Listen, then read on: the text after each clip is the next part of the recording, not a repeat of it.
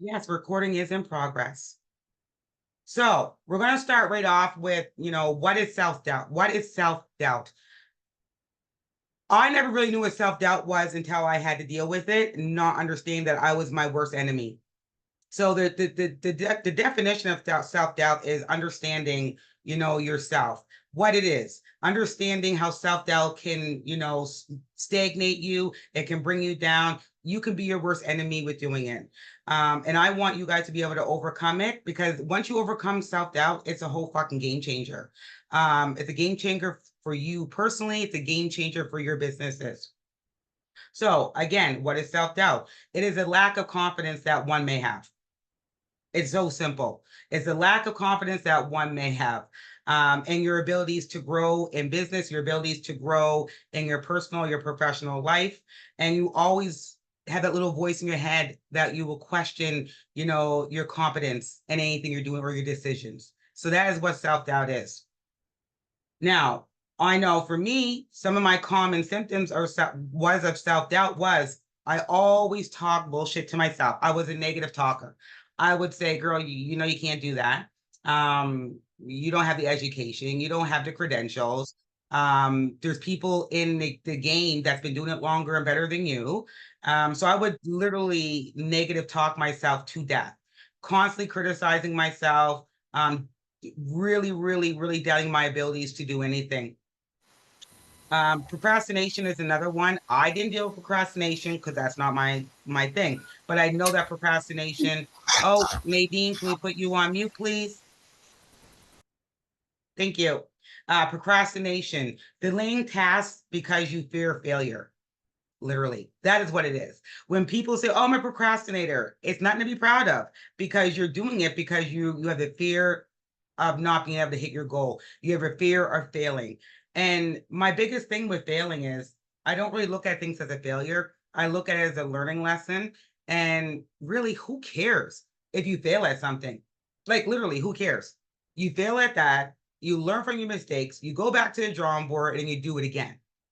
So for me, procrastination, I hate when people say it as a positive thing in a conversation or they're joking about it, because I'm like, that's not really something to joke about or to be proud of, because you're scared of your own self and the potential that you do have. Being indecisive, that is me. Even through my organization, that is me. I am very indecisive on certain things. Certain things I'm like, I'm going to go for it, I'm going to do it. But being indecisive, oh my God, that can be like such a crutch in anybody's, personal or business life, but primarily business. You have to be able to lead and make a call. If you can't do that and you're indecisive, you're going to struggle to make decisions every single time. And the reason you're indecisive is because you're lacking the confidence to make that decision. You're having, again, the fear of, it's not going to work. I'm going to fail. We want to get rid of that, guys. Another one is comparison. And I know it's human nature. I know it is human nature, but comparing yourself to somebody else. And I don't mean like me comparing myself to, say Jane over here and Jane's not in business. I mean us comparing ourselves to people that are in business, people that are in our industry. And we do that by looking at their social media. We're looking at their social media. We're looking at what they're portraying on Instagram, TikTok, Facebook, LinkedIn, right? And then you're like, damn, I started before she started and she already got A, B, C, and D. She's already getting awards. How did she end up getting staff already? How did she get a brick and mortar? I've been out here longer than her. We're comparing ourselves, and doing that and frequently comparing yourself to other people is going to make you feel inferior. And the minute you feel inferior, guess what happens? You just shut down. If you feel inferior, you're going to act inferior to somebody else, right? You're going to give them the pedestal that you should have for yourself, because you're literally talking yourself down and saying, I must not be good enough. We're in the same industry. And I'll use an industry as let's say lotions, body lotion, shea butter, whatever it's called. A lot of people are doing it. And I know a lot of people do watch each other on social media and their businesses, because that's what I tell people to do, to, do a market analysis, find out who your competitors are. But when you start overly watching them and seeing, I'm going to say quote unquote, how good they're doing, because we don't know if they're really doing that well. Remember, social media is built to give you the illusion. It doesn't mean they're actually doing what they're showing us that they're doing, right? And you're constantly looking and watching day in and day out. My recommendation to anybody that's doing that, the people or a person that you're watching and you're comparing yourself to, delete them off your social media. Take them off your LinkedIn. Take them off your whole like mindset. Get rid of them, because they are going to be growing and you're going to be stagnant because you're constantly watching them. Something I always say to people, I can't watch your business because I'm over here doing my own. I literally cannot watch and see what people are doing. There's organizations out there that do similar things as me. I don't really watch them because I know what I bring to the table and what I'm doing. And if I spend my time watching what these other organizations are doing, Black women in excellence would be stagnant, because we're too busy worrying about them. They're growing and we're still here, right? We're still mediocre. I never want to be mediocre. That's not even in my vocabulary. So recommendation, if you're doing it tonight, delete them, get rid of them. Some of the common symptoms that cause self-doubt. Sorry, I broke my nail today and freaking painting. It could be a lot with regards to your past experiences, honestly, you guys. Past experiences can do it to you. It's a thing that people think is not real. Trauma is real. So if you had something that happened in the past, like a business that failed before, which I have, I had a hair salon and a makeup bar all in one, and I had to go bankrupt. And I think it was in 2009, 2010. I had a fashion event that I did in Halifax, and in Ottawa, and in Toronto, and Montreal, called The Wait Is Over. And when I went through my breakup, that all went downhill. That just shut right down and it was over. So, past things could have stopped me from moving forward to start another business, right? But past experiences are real for individuals. And we have to figure out a way to navigate your experiences or your failures and get past the triggers and build yourself up. Get rid of the self-doubt and build yourself up, because you're doing great things now. Whatever you're doing now, you have to celebrate what you're doing, acknowledge what you're doing. It may not be where you want to be, but it sure as hell wasn't where you were yesterday. Not even a year ago, but yesterday, right? As long as you have small steps and small growth, we have to get past the experiences. And I really plead with you guys to work on that if you're dealing with something like that. Being perfect. I know I just be priding myself on thinking I'm perfect. And I have to check myself a lot. It's like, bitch, you ain't perfect. You have flaws like everybody else. My team at BWIE would tell you, Tia got all kinds of flaws. But when you're setting yourself up for unrealistic high standards of being perfect, you're going to end up falling flat on your ass. None of us are perfect. We all have flaws. We all have learning curves. We all need to, learn from one another. We all need to be educated constantly. So being perfect is an unrealistic standard, and it will leave you feeling inadequate too. The minute you do feel like you're perfect and someone shuts you down, or you're in conversation and they show you exactly how imperfect you are, guess what happens? Confidence is gone. You feel inadequate in that conversation or in that group, and you remove yourself. And then the self-doubt kicks in. So as you guys can hear me say it over and over, all these things are rolling into another, right? One thing leads to the next. External criticism, harsh feedback. Harsh feedback from others can undermine your confidence. Now, I'm saying that very nicely.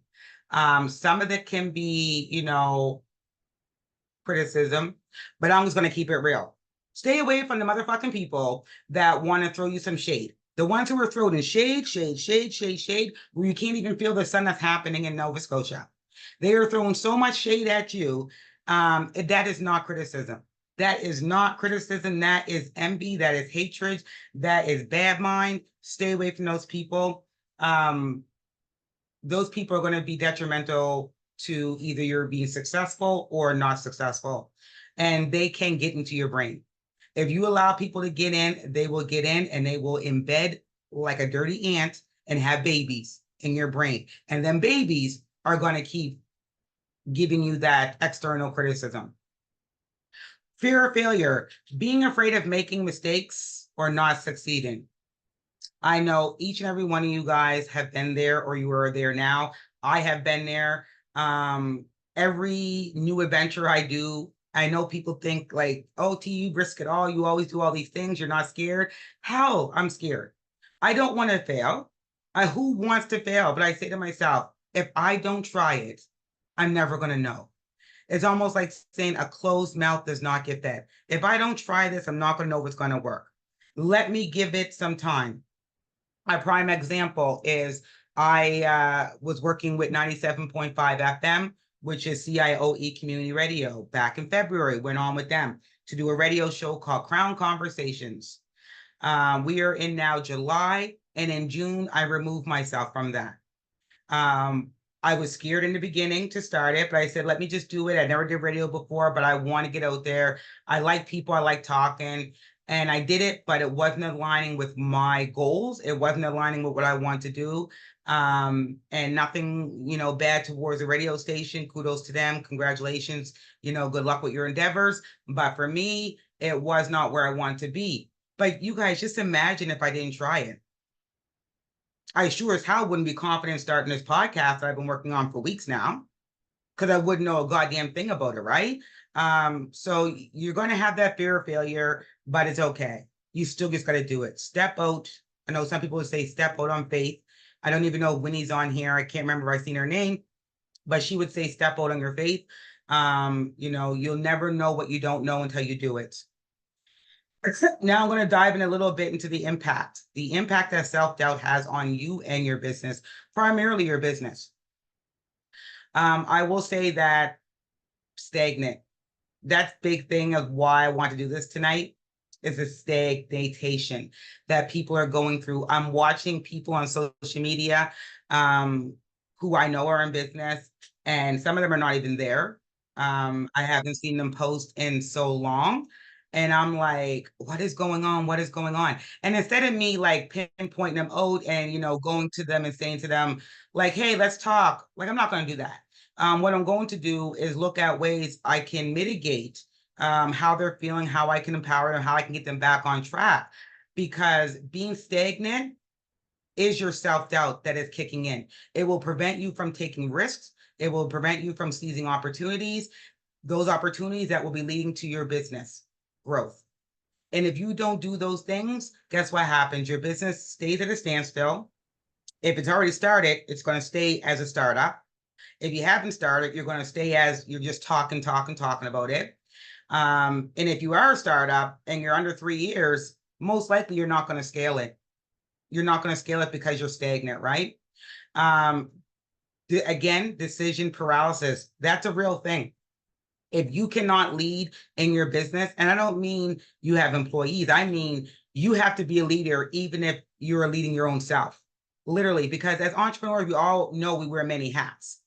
We're the marketers, we're the email distributors, where we do the payroll, we do the hiring, we do onboarding, we do HR, we're doing the runs for our product, we're creating our services on our own, we're creating curriculum. Like when you are an entrepreneur, especially a startup, you wear many hats. So if you can't even make a decision to lead yourself in the right direction, you're going to slow down your potential, you're going to slow down your progression, and your business process is going to be hindered. And there's no other way around saying it than as clear as that. You have to be able to make a decision and not be stuck in your brain, on fuck yourself out of your brain. Having lower productivity. That is based on procrastination and lack of confidence. It will and can reduce your overall productivity and effectiveness day to day. Day to day, hour to hour, minute to minute, it will shut it right down. And when that happens again, your confidence is going to be lower because you feel like you can't do it, right? Again, they're all leading into each other. These all play a role in how successful you're going to be or how unsuccessful you don't want to be. So I use certain simple strategies on a day-to-day, week-to-week basis, how to overcome self-doubt when I'm going through it. So the first thing I do is I recognize and acknowledge that I'm self-doubting myself. And I got to tell myself, you're a bad bitch. You are a bad bitch. And why are you standing here scared to do this? Right. That's called recognizing and acknowledging. You have to have self-awareness of what's going on. Pay attention to your thoughts and identity, who you are, what you bring to the table. Identify when you're experiencing self-doubt immediately. Don't just be like, oh, I'm just going to throw it off my shoulder. Don't do that. It's not going to work. It's not going to go away. And with that, you have to be have acceptance. Acknowledge that self-doubt is very common in human experiences and in business, especially as women in business, and most definitely as Black women in business or women in color in business. Self-doubt is a known thing, and it's embedded in us through generation and generation and generation of what we can and what we should do, where we're supposed to be at. Are we supposed to be a CEO? Well, if I asked my grandmother that, she would, if she was still alive, she would absolutely say no. I shouldn't own a business. I should not be CEO. I should be working somewhere, collecting up my, RSPs, looking at retirements and all these other things. I should not be the woman I am in leadership roles, doing what I'm doing, calling people out, because that's not ladylike for her generation, right? So some of these things are passed down generational. Number two is, please, ladies, refrain from negative thoughts. I know it sounds easy, and it's not easy, but you have to refrain from your negative thoughts. I do a lot of affirmations. I have these affirmation cards. I don't even know where they're at right now. And I got them from, I think it was Jessica Bowden a few years ago, TNT magazine. And I do the affirmation thing. I do look at a lot of affirmations, even on TikTok. If there's a quote that can make me feel like I'm powerful today, I'm going to read it and I'm going to run with it all day long. So replace your negative self-talk with positive affirmations. For example, instead of saying, I can't do this, or there's no way I can do this, you have to say to yourself, again, you're a bad bitch, you're capable of doing it, and you're ready to take it on. Bring it. You have to go in with that mentality. You're going to want to challenge negative beliefs. Any beliefs that you have embedded in you, you're going to want to challenge them. You're going to want to challenge people around you that may have those negative beliefs and are, pushing them onto you. There's something my grandmother used to always say to me, that people want to see you do good, but sometimes they don't want to see you do better than them. And sometimes people can, push their negative beliefs on how they view things onto you because they see you doing the opposite. And because they can't get out of their head, they don't want you out of yours either, right? So you want to always question, the vitality of why they're saying this. Like, why would you say it to me? What basis do you have on this? Why do you think this way, right? And if they can't give you a clear answer of why you're doing it, deuces, pieces, whatever you want to say, keep it moving, get away from me type thing. Number three is set realistic goals. Oh my goodness. I love people that have goals. I really do. It's when they have unrealistic goals. I want to start my business and have employees. I need 3 employees as soon as I start. First year, like as soon as I start, I want 3 employees. That is so unrealistic. It's not even funny. And that just sets you up for feeling the impossible, feeling like you're defeated, feeling like you're not good enough to be a business owner. So realistic goals, and you can use, the SMART acronym. And most people who are in business would already know what the SMART acronym is. It is, specific, measurable, achievable, relevant, and time-bound goals. So SMART, and this will be in some of your guys' templates that you'll get from me at the end of tonight. But you want to really look at how you can achieve small, realistic goals that can boost your confidence. Not just boost your business, but boost who you are, boost the inner lioness that you are in business, the one that's going to come out the gate and take it all. You want all the food, you want all the bags, you want all the coins. You want to have that type of realistic goals that you can attain them. Break down your tasks, guys. Like, I would say in small portions. Break down tasks, divide them in like larger tasks, medium tasks, smaller tasks. If you can outsource your tasks, outsource them.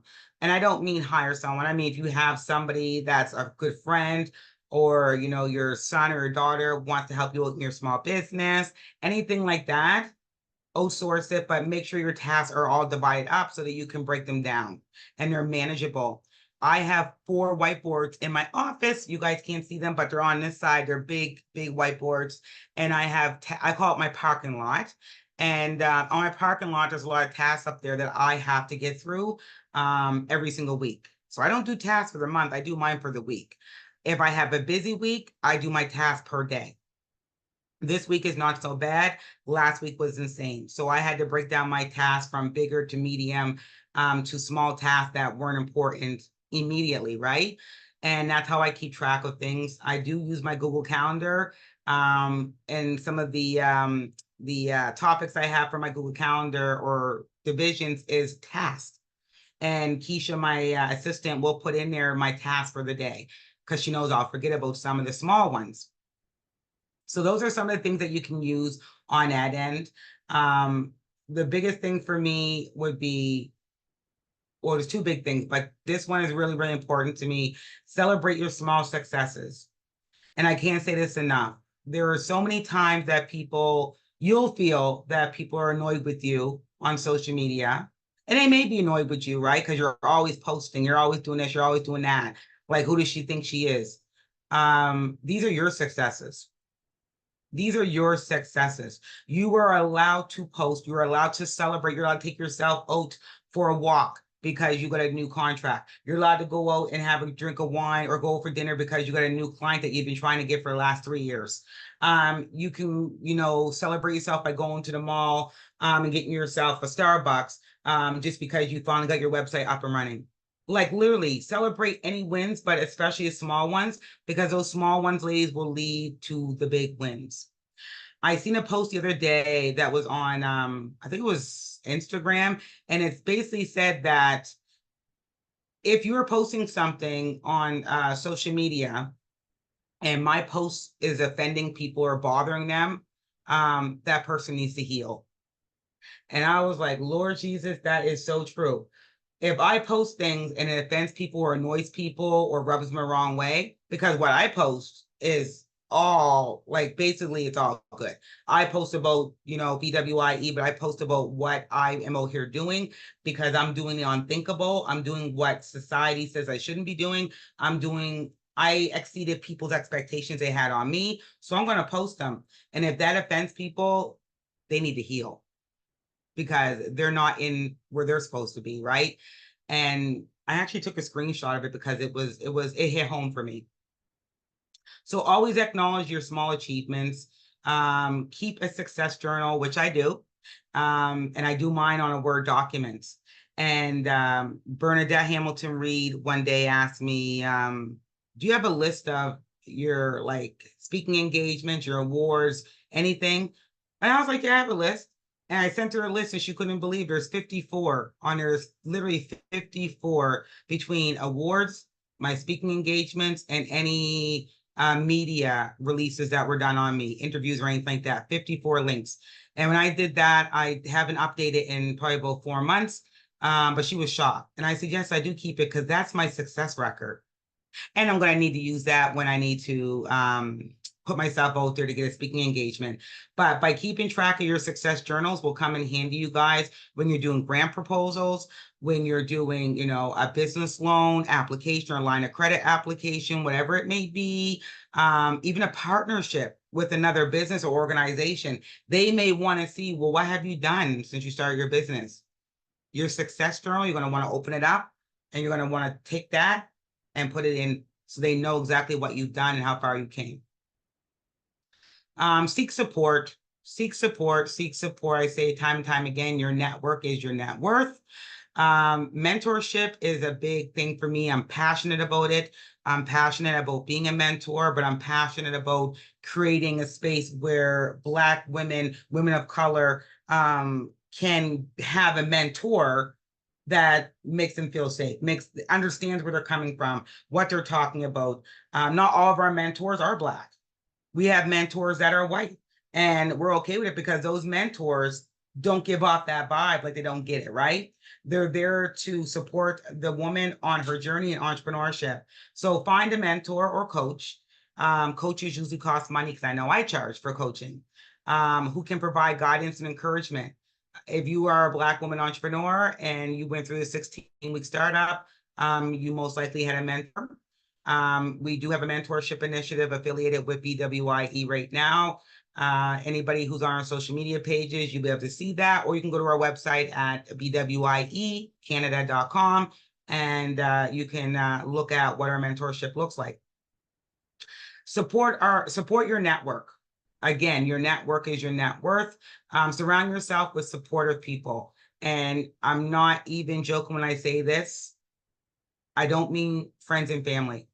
And I'll clarify why I say that. Friends, they can easily become an enemy based on your success. And if it doesn't go that way, it can go the opposite way. If they love you to pieces, guess what's going to happen? They're not going to be open and honest with you about the shit you're doing in your business because they love you so much. They're going to be scared to be open and honest with you. And family, they just most times, if you don't have a family member that's an entrepreneur, they'll never get it.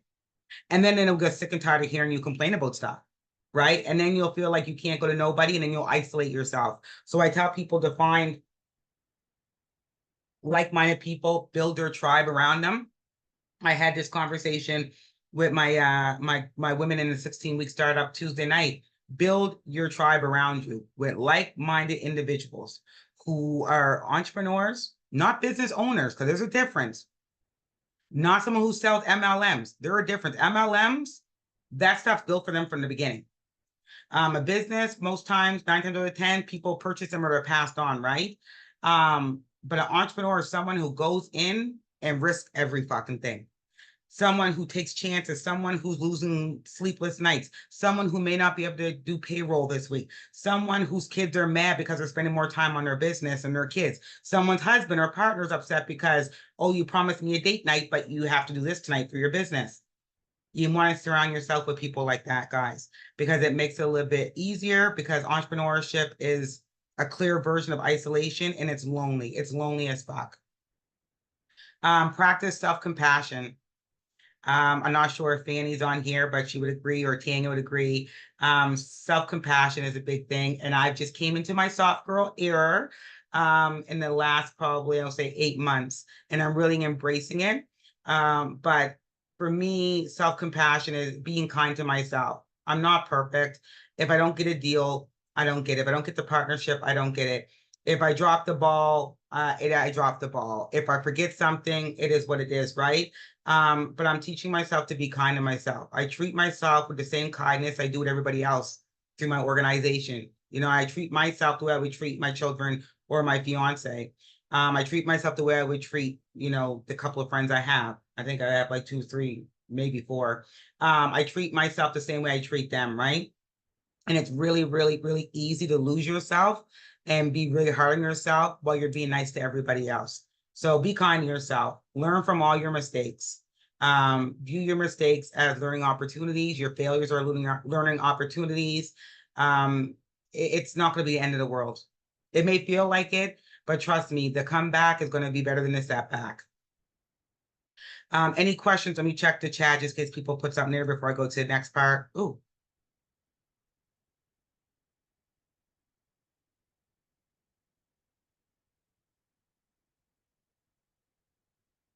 Oh, I got all kinds of comments. Wow, I will go through there, guys, shortly. I didn't know it was going to be that many. Like, I didn't know. Okay, let's go to the next one.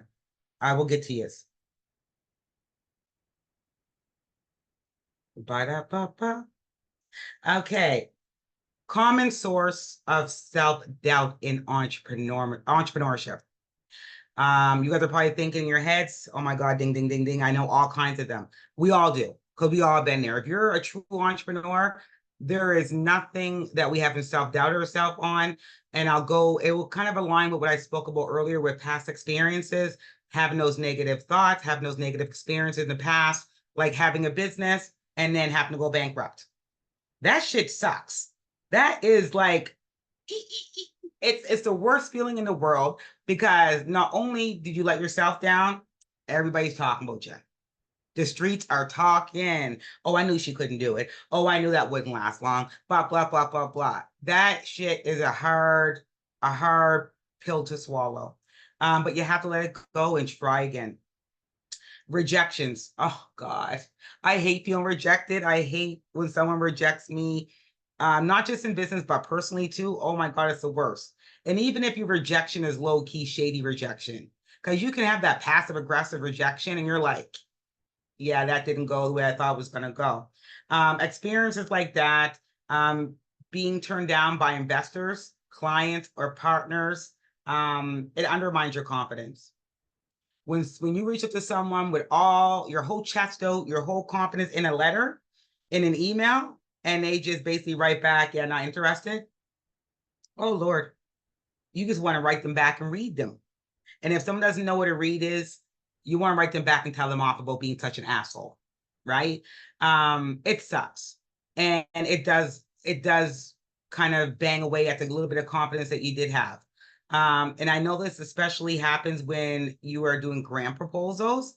If you've ever been rejected by a grant proposal, you know exactly what I'm talking about. When you see that email come in with the heading and it's like a block letter, so you think you got it right, and you go to click, and that bitch tells you, unfortunately, we had an overwhelming response, so you were not chosen.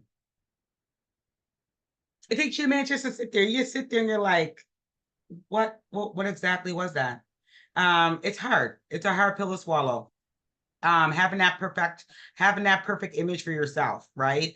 Having a perfect image is unrealistic. Let it go. Just be who you are. Be authentic. And I talk about authenticity all the time. And it's not because I am just crazy or I want everybody to be like me. No. What I want is that people get out of their head, unfuck themselves, and having this unrealistic standard for themselves as a business owner because society says so. It drives me nuts. If you have tattoos, show your tattoos. If you have piercings, show your piercings. If you want to wear, crop tops and leggings like me, and a blazer and a pair of heels, do it.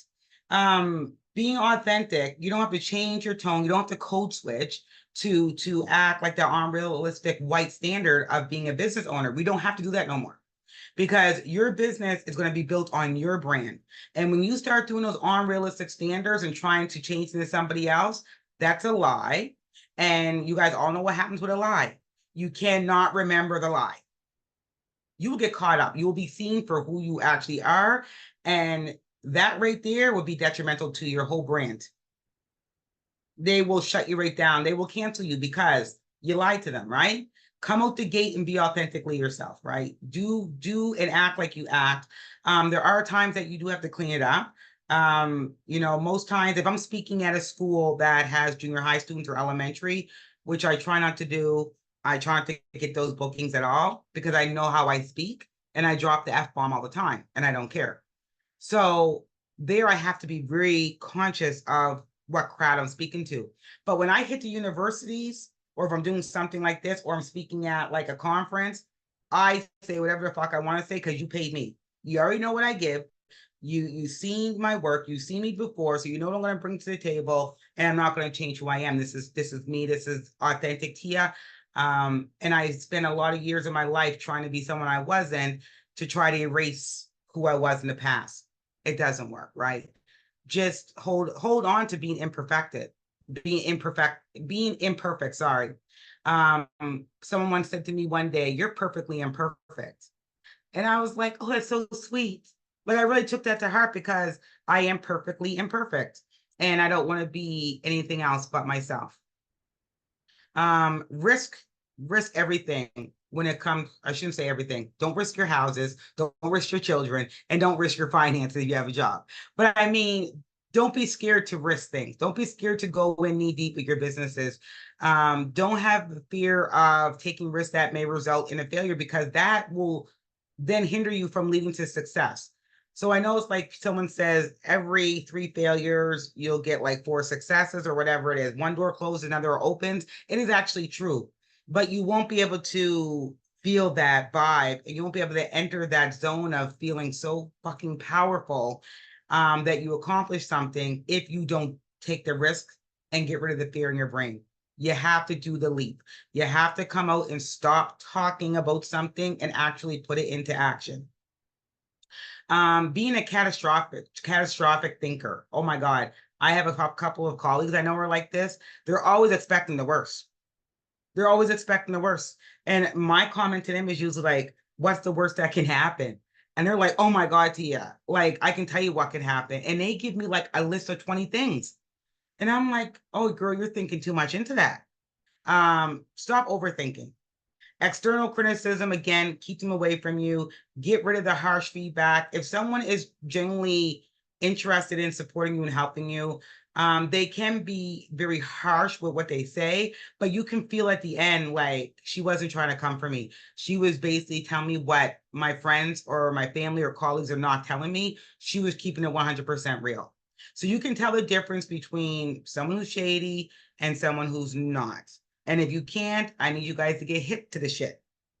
I need you guys to get hip to it because the shade, like I said, is thrown around left, right, and center in the entrepreneurship landscape.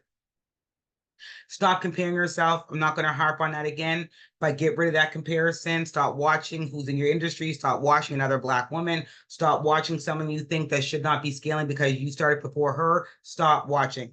If you have a business idea and you come up with your business idea and then they come up with one, the same one, there's nothing you can do. Stop harping on it. Stop watching them. Stop it because you're going to hinder yourself. They're out there thriving. They're out there doing what they need to do, but you're hindering yourself because you're worried about what they've done, right?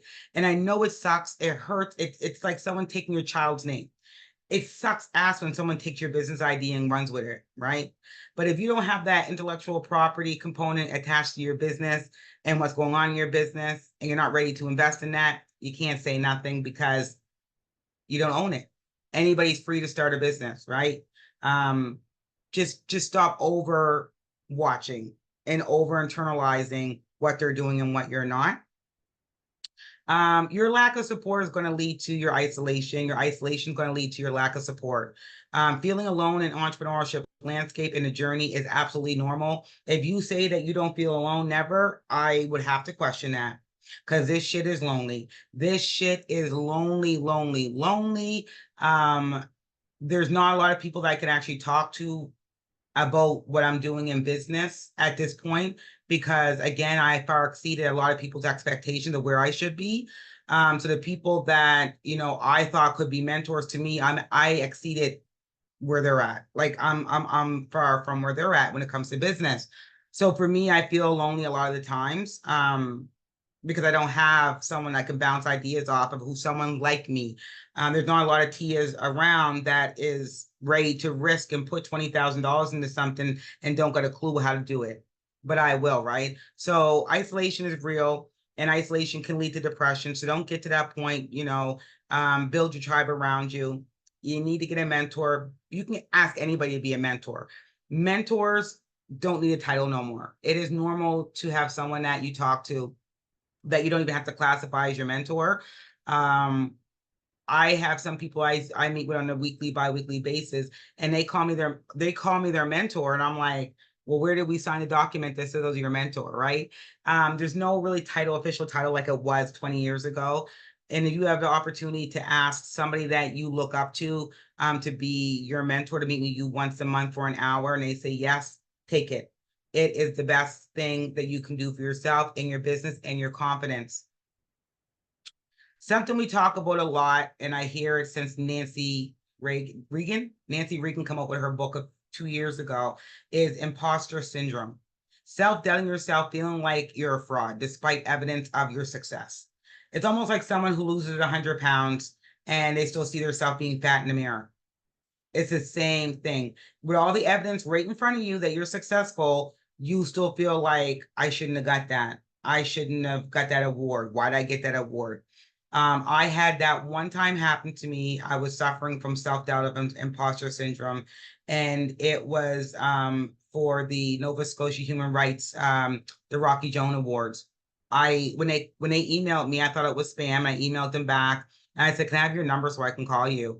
And then I called, and it was Nova Scotia Human Rights Commission. And I asked them, well, why would I get this award? Like, I don't understand. Like, I literally could not fathom why I would get an award under someone as great as Rocky Jones. It baffled me. And I asked, well, who nominated me? And they don't release who nominates you.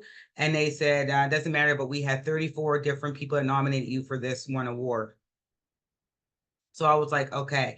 And even the day I went and got the award, Rocky Jones's daughter was there, and she presented the award to me. And then I had to do a 4-minute speech, and I basically cried during the speech, and not because I was sad. I cried during the speech because I just still couldn't believe that I was walking away with Rocky Jones Award. If anybody doesn't know Rocky Jones, you should actually Google him, because if the Black Panther Party was here now, I would be a part of it. To be able to say you have an award and someone is recognizing you similar to him is a big thing.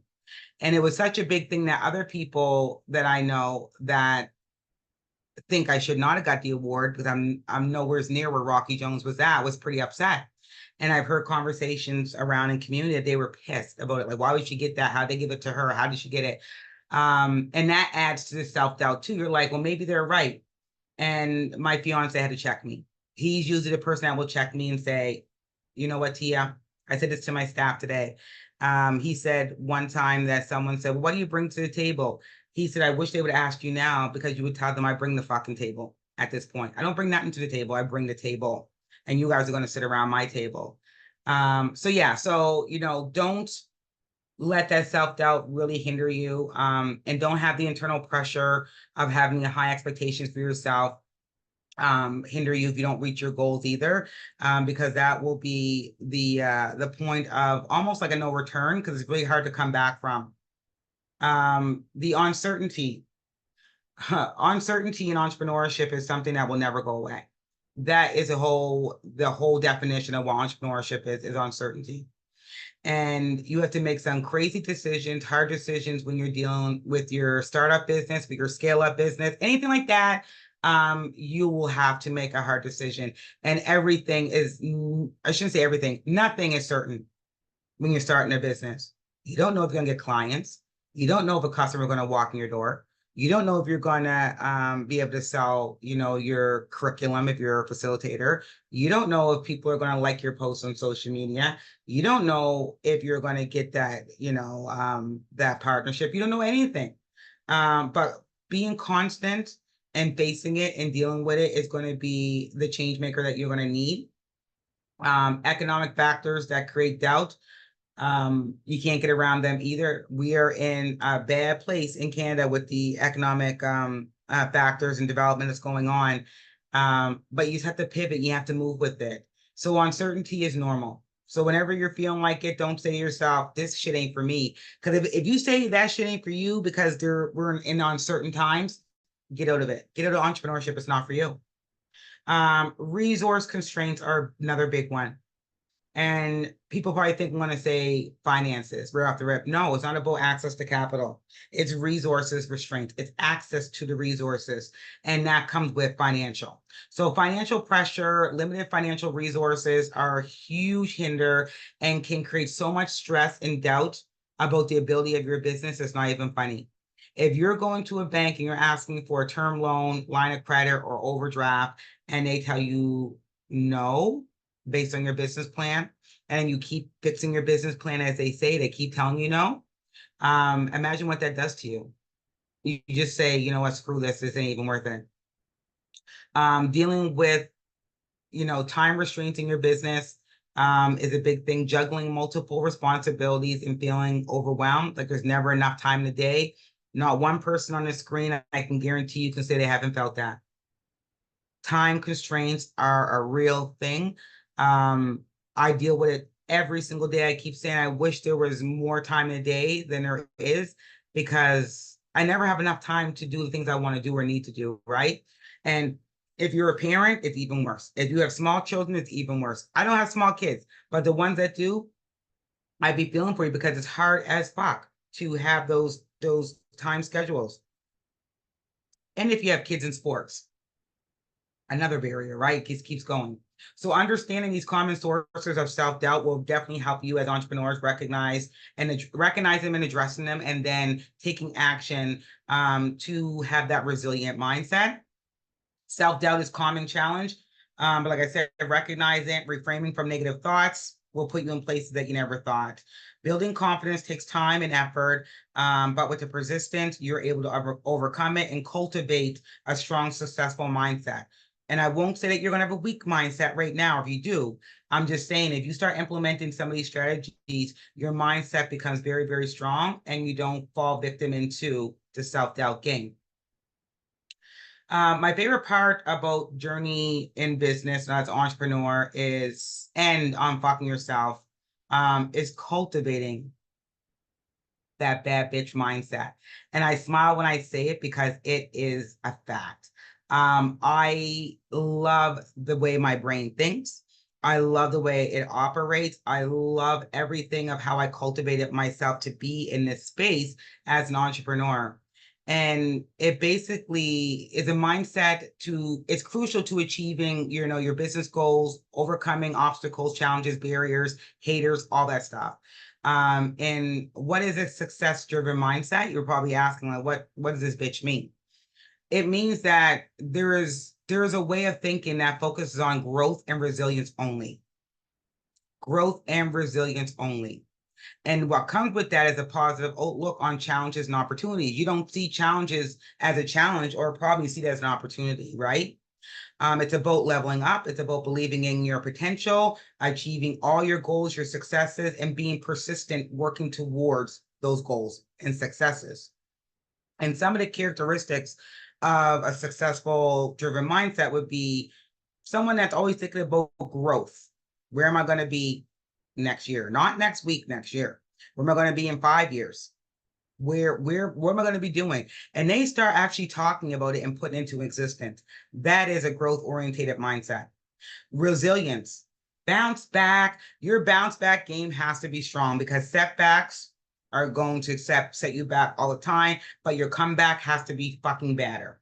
You can have setbacks. I have them all the time. Anybody that knows me and knows my journey and knows a little bit about my story with dealing with people, haters, and all these things, setbacks could have destroyed me. I had Frank Magazine talk about me. A bunch of lies in it. I had people, do a lot of things about me, post on social media about me that were lies. They could have been setbacks, but I just said, fuck it. I'm not going to let you break me. I just came back even stronger. And now no one bugs me. I shouldn't speak too soon. Though. Got any wood in here? No one bugs me anymore, but you have to have that bounce back mind frame, self-empathy, always believing in your ability to empathize with yourself and with others, not just others, but yourself. You have to be able to say, you know what? I'm going to be kind to myself. I'm going to be soft to myself, but bitch, you need to do this. I'm going to carry you. I'm going to soothe you, but you got to do it. Being optimistic, maintaining a positive outlook and expecting good things to always happen. I mean, it's not reality. Not good things are always going to happen. But if you're a negative thinker, I know one person that is, and my God, she drives me nuts. Everything is negative. Negative. She wakes up with negativity. She goes to sleep with negativity. Everything on social media is negativity. It absolutely drives me nuts. And I'm like, no wonder no good things are happening for you because you're just so negative. You don't see no good in anything. Those type of people do not have the successful, driven mindset. And I don't think they ever will unless they're ready to reframe and retrain their brain. And for me, you're probably going to ask, why is success-driven mindset important? Like, why? I mean, it's obvious for me, but some people it's not. Motivation is number one. It keeps you motivated always. It keeps you going, keeps you feeling empowered. Again, I use this term a lot. It makes you feel like a bad bitch when you're motivated, right? It gives you resilience, helps you recover from all the failures, the setbacks very, very quickly. It allows you to be focused. Stay focused on your long-term, short-term, miniature goals, visions, whatever you need to focus on, it will allow you to be focused and solving problems really quickly. You're able to pivot very fast when a problem arises. You're not sitting on it. You're not sooking about it. You're not stressing about it. You actually are able to quickly pivot and solve a problem quicker than most people can. So that's why it's really important to have a success-driven mindset. I have some 6 strategies on how to cultivate that mindset too. And I'm actually going to have them in a document for you guys, like I said, at the end. And you guys will get most of this stuff, not all of it, because this is my moneymaker information, but you'll get the important pieces. So some of the 6 steps or steps to cultivate a successful mindset would be set clear and achievable goals. Again, use the SMART acronym. Always define your vision, break down your goals, small, medium, and large. Do the ones that are more attainable to knock them off the list, right? Don't go to the bigger ones, because if you don't get them done, again, I wish I can say to you guys what's it going to do. It's going to knock your confidence down. So go to the small ones, check them off, check them off, check them off, and then take the big bitches on, right? Adopt a growth mindset. Be open. Be open to embrace challenges. Be open to embrace someone, saying to you, this is what I think you should do. I know it sounds impossible. I think that you should do it because it's going to be great. Embrace, embrace, embrace, and embrace challenges. View your challenges as opportunities. They're going to be opportunities. And if your opportunities are there and they're good opportunities, you are going to grow so quick from an opportunity that you didn't think was going to be an opportunity that it will shock the shit out of you. Do not be shy. Do not shy away from difficult tasks. Tackle them head on. They're not going to go away. They're just going to be there and they're going to get bigger. I had a conversation with a lady who I'm a coach for her. And I said, well, you had something that happened and you stopped everything. She said, yeah, I just couldn't function. And I said, oh, okay. So you stopped that, and then the next day something else happened, right? And she was like, yeah. I said, so you've seen a routine, right? You start one thing, the next day something else happens. Because you stopped that one thing, and now you don't have the financial backing to be able to deal with the next thing that happened the next day. So now you went from one problem to now fucking 2. All because you felt like you were I can't do it no more. Like, I'm not going to deal with it. I'm just going to step back from it. I don't want to deal. It's not a good thing to do, because the problem's not going to go away, guys. Handle every problem situation head on. Learn continuously. Be open to learning. Be open to people talking to you. Be open to, going on YouTube, read a book, go on things like this, do master classes. Like, be open to evolving, continuously learning, because I'm going to tell you guys something. If people don't know about me, is that I'm always in a program. I'm always training. And I do it because everything I do needs to have that. And every time I learn something new, I put it into action. So be open to continuously learning. Positive thinking practice. I mean, it's no different than, being a negative Nancy. Oh, that's what I was looking for earlier. Negative fucking Nancy. Anyways, practice positive thinking. Positive self-talk replace negative thoughts. Always. Positive self-talk replaces negative thoughts. Visualize your success. I love vision boards. I know BWIE used to do them a lot.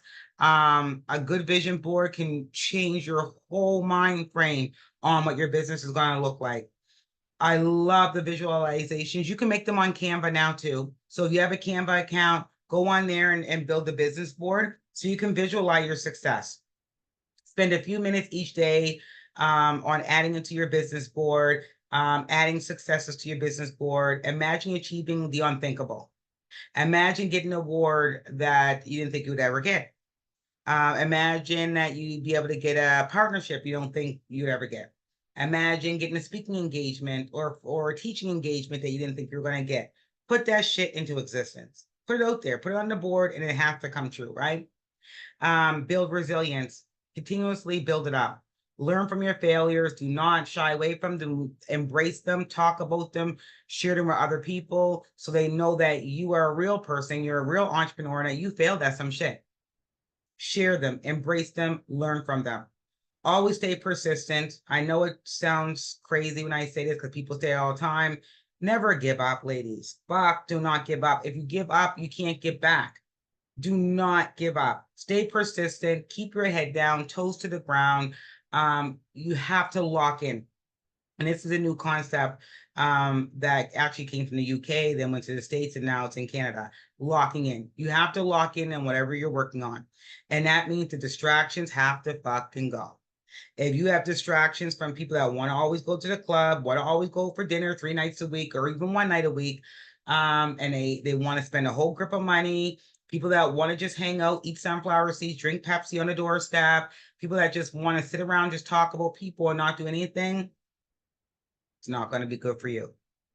You have to lock in. You need to put yourself in a position where you have goals. In order for you to obtain those goals, you have to lock in to move forward. And I 100% will never change my mind on that because I've done it. I've spent time where I wasn't locked in and I didn't achieve my goals. The minute I locked in, and most people who know me personally will tell you, I go to bed at a certain time. Mondays, Wednesdays, and Fridays are my fiance's time, nobody else's. The weekends are my youngest daughter's time, nobody else's. I don't even do no work. And I am really deliberate about my calendar. So if someone called me and said, "Oh, let's go for lunch tomorrow," right? I'd be like, "I can't. My calendar won't allow it." I cannot be, spontaneous as an entrepreneur. I have too much things on the go where people literally, and I hate to say it, I don't mean to be a bougie person, but you have to book a fucking time at this point. I can't just drop things because I have goals I have to reach. I am locked all the way in, and nothing can take me outside that because I have my goals. So stay persistent, lock in. Again, surround yourself with positivity, always, always, always, always. And this, what I'm going to talk about, it just came up not too long ago, and only because I've lost like almost 50 pounds in the last 2 months. It's health. Health is wealth. Health is real wealth. And I didn't understand that concept because I made a lot of money, in the last 10 years. So I was like, I'm good. I'm going to eat my fucking burger. Because I made this amount of money last year. Like, I was in that mind frame. And then I went to the doctors and my doctor told me I was 299 pounds in April. And I couldn't believe it. I said, weigh me again. And she said, T, we can weigh you 20 other times. You're still going to come in at 299. And I said, Dr. Loban, you got jokes. And she said, no, I'm not joking. Here it is. Look at it. So I looked at the scale. It said 299. And I've never been that weight. And when I went home, of course, I called my fiance. I was upset about it. And when I went home, I said, done. I'm done drinking a bottle of wine at night. I'm done eating this junk food. I'm done eating wings with ranch sauce. I'm done eating the fillet of fishes. I'm done eating 10 chocolate bars every night. Literally, I would eat chocolate bars laying in my bed where I would wake up and there'd be chocolate on my white bed sheets. That's how bad I was. I'm done with it. And we're not even in August and I'm almost down 50 pounds. And that's just from cutting out everything up in my protein, walking, going to the gym. And it has changed my life when it comes to the business because now I have more energy. I have more stamina when it comes to my speaking engagements, when it comes to doing longer days, when it comes to teaching. I can do it longer than I would before. I'd be tired. I'd be like, oh, I need a hot coffee. I need to do this. I need that. Now it's different. Now I do have a cold brew and it's just to wet my whistle while I'm talking to you guys, but I don't need the cold brew. I can go get a bottle of water, do the same thing. So regular exercise, a balanced diet, and I'm big on adequate sleep. I'm a firm believer of nappies, nappies. I go for a nap every day. And if I don't get a nap, I'm very cranky. I'm not myself. I feel like I'm lost and I start feeling nauseated. But having, proper, diet and exercise and, getting enough sleep will help your energy and you'll be more productive. Mental health. We don't speak enough about this because I don't speak enough about it because it's a fine line for me, ladies.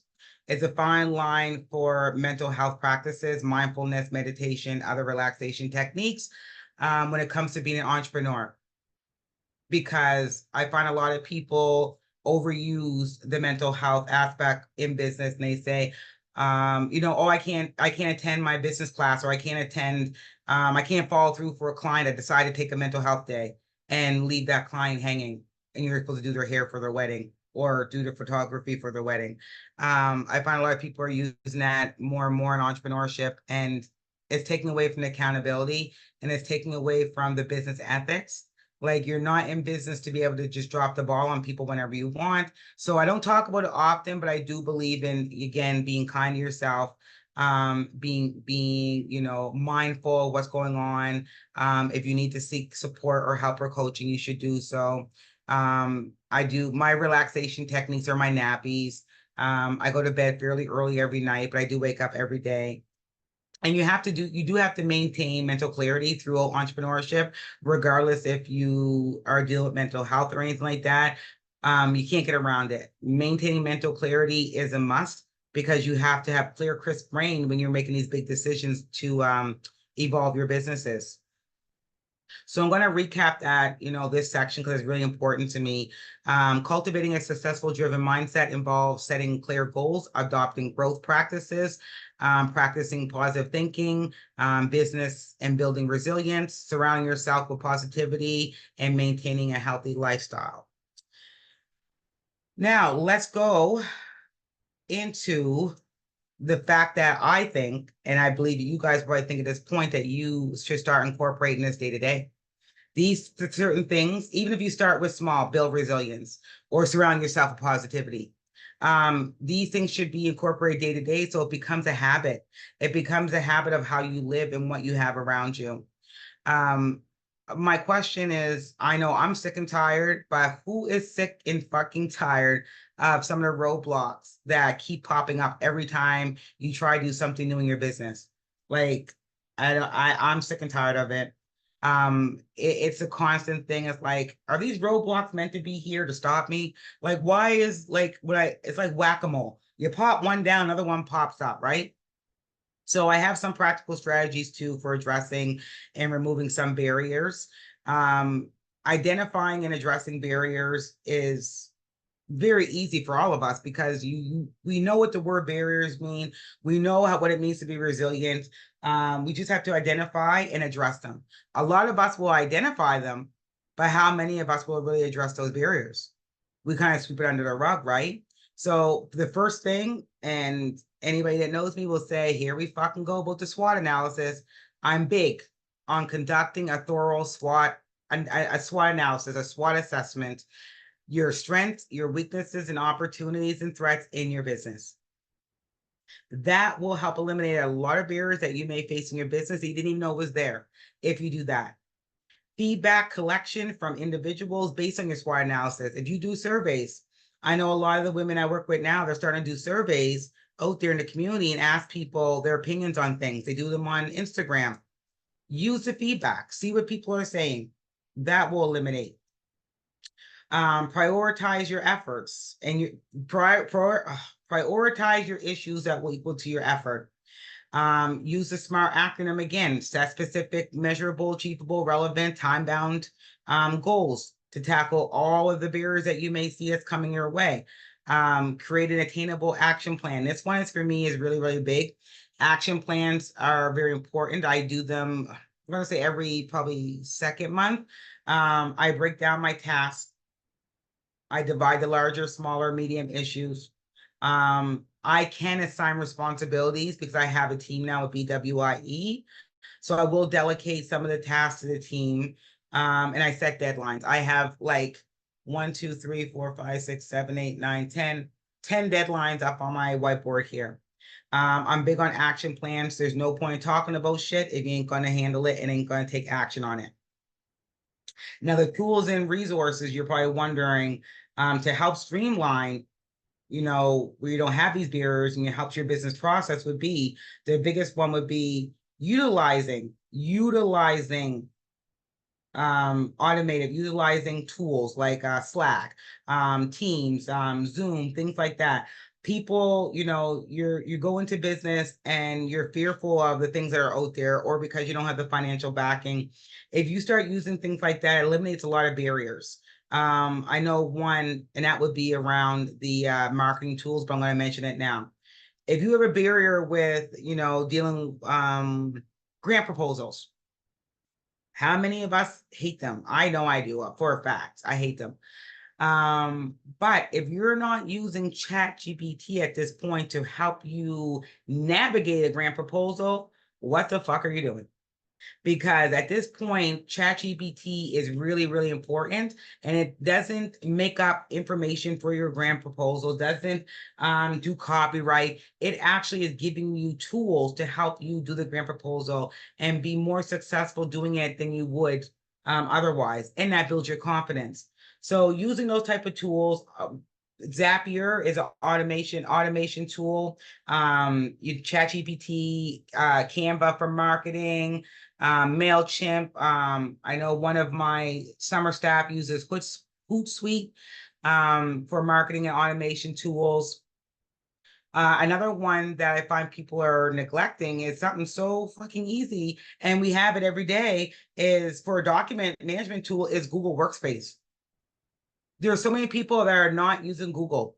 They're not using the Google Workspace. I'm like, what is going on? It's so much easier. It saves so much time than to use Word document, to download, upload, print, all these things. Why aren't we using it? And the reason we're not using it, because we're not educated on what it can do for you, right? So I want to get around that too. And I'm going to add this in the document I give to you guys, because we need to start utilizing these things. Time management tools. Now, there's ones that you can pay for, like Toggle, Rescue Time, but one that's so simple. Where's my phone? Google Calendar. Google. I have everything in my Google Calendar. Like, I get 15 minutes reminders. Everything is in there.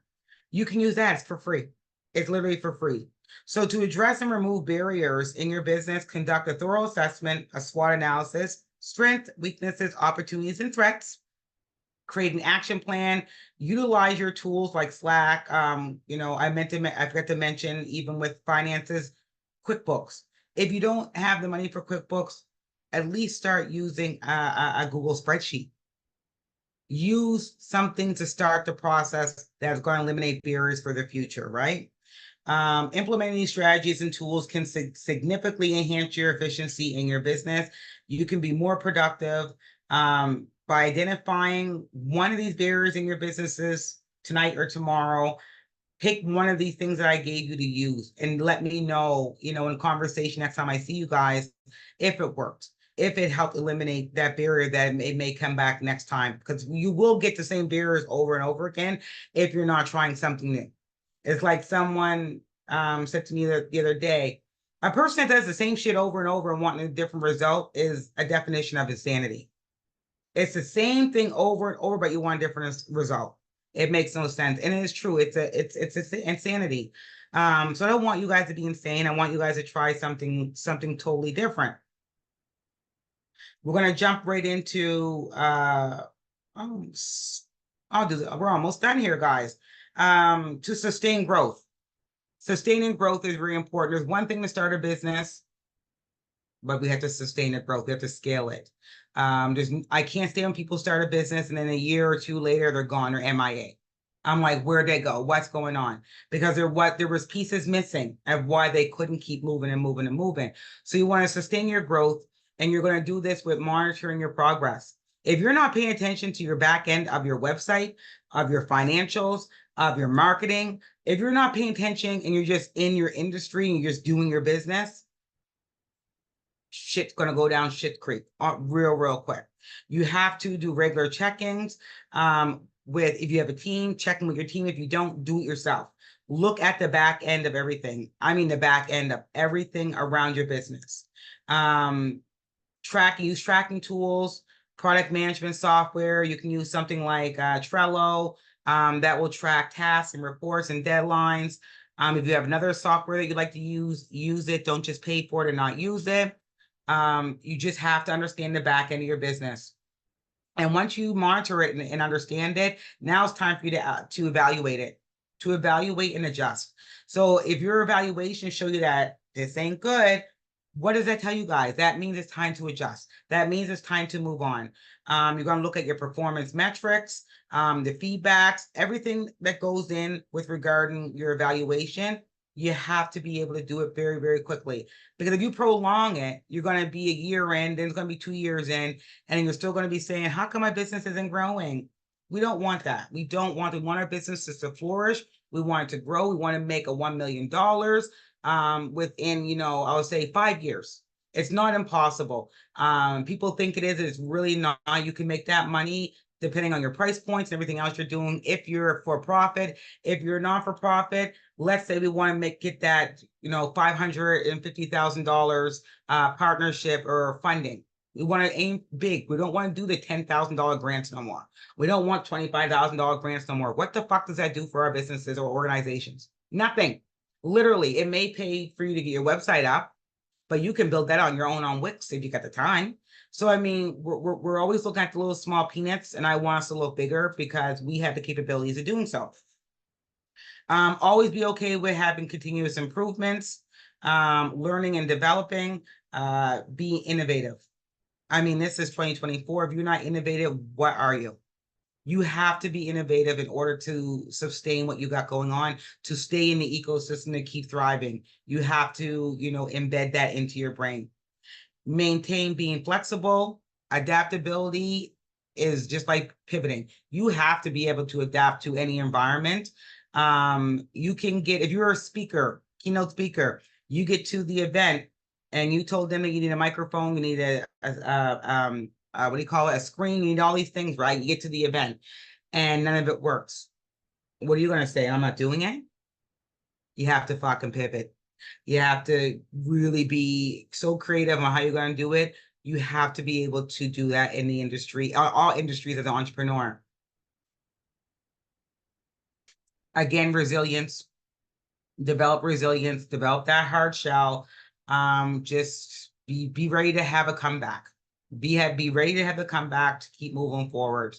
Learn from your failures, stay positive, keep pushing towards your dreams and your goals.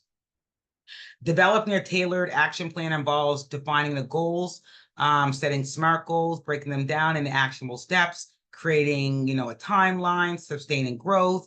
All this requires a monitoring progress and a process. Sorry, if you don't do that, you don't have that, you're going to come into big problems. So you want to be able to evaluate and adjust your plans, continuously improve and maintain your flexibility in your businesses.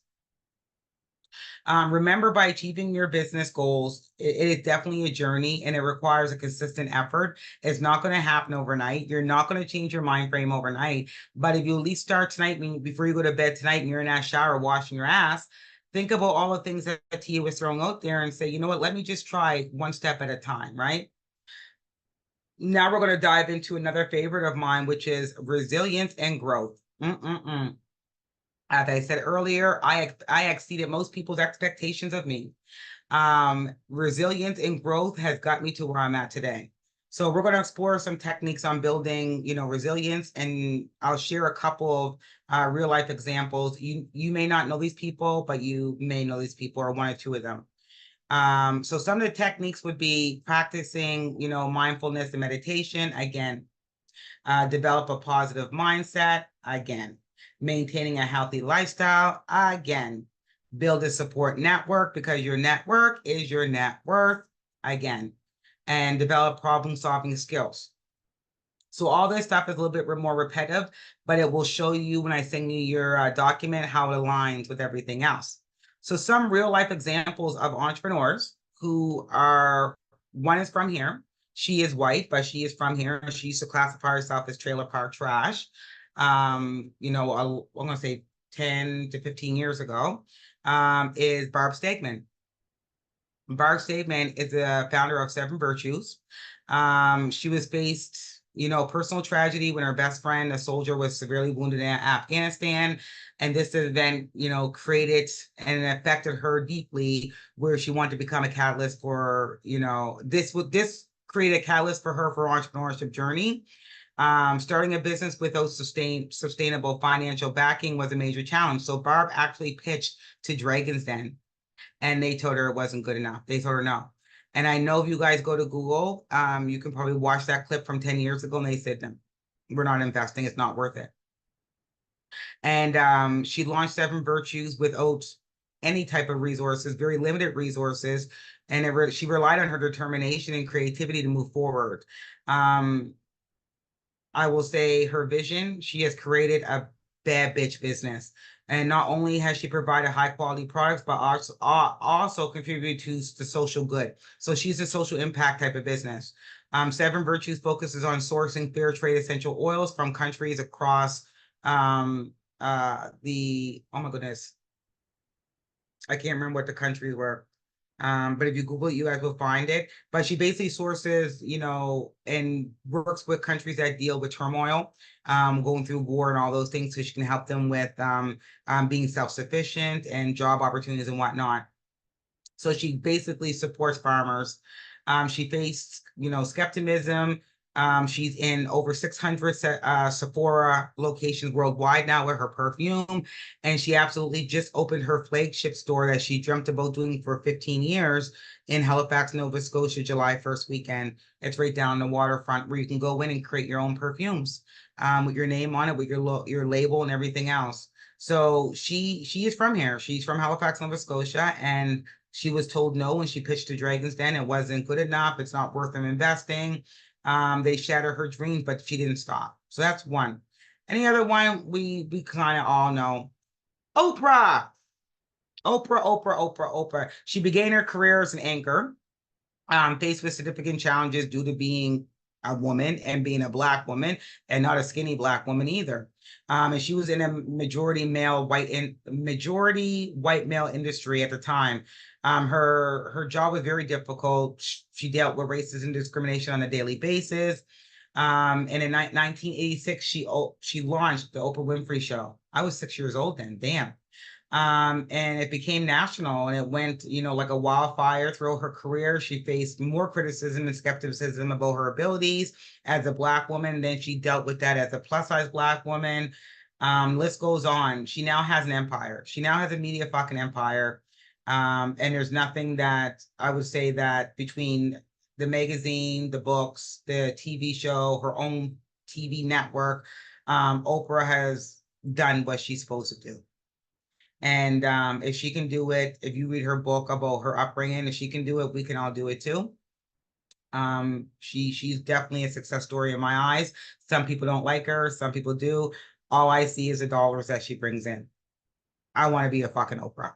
I want Oprah money. I don't want a Stedman, but I want Oprah money. So in order to achieve these things, you kind of have to adapt to challenges and build your confidence. You're going to be overwhelmed. You're going to be tired. You're going to be crying. You're going to be sick and tired and crying. But you have to adapt to the challenges and find, effective problem solving skills. And hopefully, what I talked about tonight will allow you guys to do that. And the templates that I worked on for you guys are going to be great, where they're downloadable, they're fillable templates to help you guys, go through the process of unfucking yourselves and your businesses. Always embrace challenges. These are few things I want to leave with you guys tonight. Embrace your challenges always. Never fear from them. Never step back from them. Go for them. Take them on like a bad bitch you are. Always take heed to customer feedback. Do not get defensive. Do not be argumentative. And definitely do a market analysis at least once a year on your industry.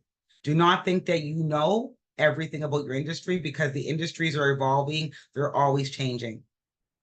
So with that being said, I would like to thank everybody for joining me tonight on Unfucking Yourself in Your Business. We've covered a lot of information. We covered a lot of essential strategies for overcoming self-doubt, cultivating accessible driven mindset, developing actionable steps to achieve your business goals. So I just want you guys to remember that resilience and adaptability are going to be your key. They are going to be the key to getting to where you need to be. And you're going to want to face your challenges. And without having that resilience or adaptability, those challenges are going to be scary. But by implementing the techniques and insights that I share with you tonight, I think you're going to be well on your way to be able to transform yourself and your business to the growth that you want personally and professionally. Stay committed to your journeys. Do not give up. We cannot throw the fucking white towel in yet. It's not time. Keep your head down, toes to the ground. It's time. Today is July 18th, 2024. July 19th, 2024. It's time to fucking lock in, ladies. And I'm pretty sure if you lock in now, a year from now, when you look back, you're going to be like, I goddamn did it. I did it. So without any other things I want to say about, locking in and, toes to the ground, all that stuff, I just want to thank you guys all for coming on tonight. And like I said, I'll be sending you guys all this information in templates in your email, and I want you guys to utilize it. If you need to get a hold of me, most of you guys know my information.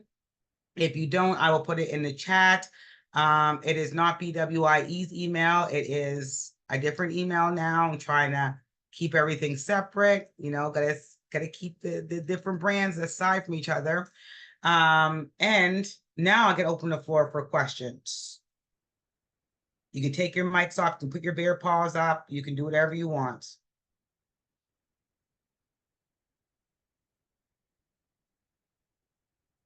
Put that in. Oh God, 31. Hold on. Let me go in here.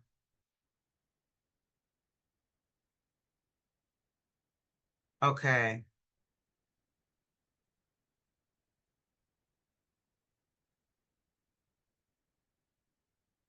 Oh yes, Ursula, I heard you got a new mentor. Yep, I'm excited. Looking forward to it. Congratulations on that. I found out, I think it was last week. Yeah, thank you. And it couldn't have been any better mentor than I was hoping it would be. So Good. I'm happy. I'm happy that we can appease you. Yes, you did. Not Satan chased my ass. Yeah, he did. And Jessica, you're right. I use Calendly now for everything. It's connected to all my calendars for all my companies, so I don't get caught up in double booking. I just started that, Jessica. Not sunflower seeds. Yeah, sunflower seeds and Pepsi. That's what we've been doing back in the day. You guys know how it goes. Okay, so there's no questions in here. I put my email in there. If anybody wants to talk to me one-on-one later on, they can do so. Send me an email. And make sure you guys put all your stuff in here. Like if you have businesses, please put it in here. I know my cousin's on here, Trudy States. She started a new landscaping company. Put it in there. Drop the info in there because you don't know who needs these things. You don't know. To Shauna Reed, the social media content creating, and she's in the process of launching her business. I don't know if Shanika's on here, but another Shanika and her partner Ramon are starting an MC company. Drop the stuff in here. Stop it, drop it. Oh, Juliana, go ahead. I was just gonna ask, because I see everybody's putting their names in here, and I'm just trying to figure out because it won't let me copy for some reason. Is there a way that we can do it Yeah, through I'll email? just I can do it this way. What I can do is when I download this, I'll just download the chat too. Okay, cool. Thank you. So I'll send this to you guys also to watch later on so you can rewatch it. So you have the copy of it and everything else. So yeah. Thank you, Joanna. You stole my question. Yeah. We're not going It's to be all good. we're not It's all fear of good. failure no more. We're done with the fear of failure. Starting tomorrow, we're going to capitalize. We're going to take on everything we need to. Tia, Yeah. it's me, Cheryl. I just wanted to thank you very much for everything that since we've connected. Thank you very much for everything. I think that you should know something really special happened to me this past week. I ended up with 3 more new clients. It all Congratulations. Thank you. And it all came from wonderful ladies and one guy who promoted my products, my hair products. And the other great thing that happened was Amazon did an excellent job of delivering all the things that I needed to keep going. So thanks. I love this tonight. Thank you. Oh, you're welcome. I appreciate it. Hello, cuz. Oh, hey, Trudy. Hi, ladies. It's nice meeting y'all. This is my first time online with Tia. She's my cousin, as she announced. But yeah, I'm just getting started in the lawn and maintenance business. We only started at the end of May, but it's been smooth and steady so far. You know, hit some road bumps. I'm learning. So right now I'm near vampires. Anything I can suck out you, I'm gonna suck it out you. So this is really well. This was well done, Shani. Tia, I appreciate it. A lot of information. It was very helpful for me. I'm gonna just check online the name of my business. It's TNS Yardmaster Services. It's a small startup company. We do all lawn care to the best of our ability. Where my mandate is to, excuse me, to be community oriented and plus cater to those, try to employ those who are facing disabilities who have had challenges in getting employment. That's one of my mandates for my company. So we're doing quite well with that because people in the community care about the community and they also care about the people who are serving their community. So this is what I'm trying to put out there. So if you know anybody who needs lawn care, we have reasonable rates. I'm trying to cater to seniors because I also are the people who have most problems trying to maintain their lawn, but we're open to everybody in every age and every commercial property out there and every homeowner. So feel free if you need some service to pass my name around. I have a page on Facebook. I'm just starting. I'm trying to get a website up there. So that stuff's going to take time for me. The more meetings like this will help me to get get stuff on the ball. But I really did appreciate this, and it's going to help me tremendously. So I'm going to sign off because I have some things to do, Tia. But thank Absolutely. you, and You're thank welcome. y'all for being here too. Any other questions or comments? I'm welcome to it. If not, we're going to end the evening. My email's in the chat for anybody that wants to reach out, and I'll be sending you guys your templates and this recording with the chat on the side so you can see what's in there. Okay, sounds good. Thanks everybody for coming. I'll see you Thanks, guys when I see Tia. you guys in passing. Yes. Thank night. you. Thank you, Take care. Tia. You're welcome. Thank See you you. later. Good Thank night. you, Good night. ladies. Thanks, Tia. Good Good night, night, y'all. everybody. Good night.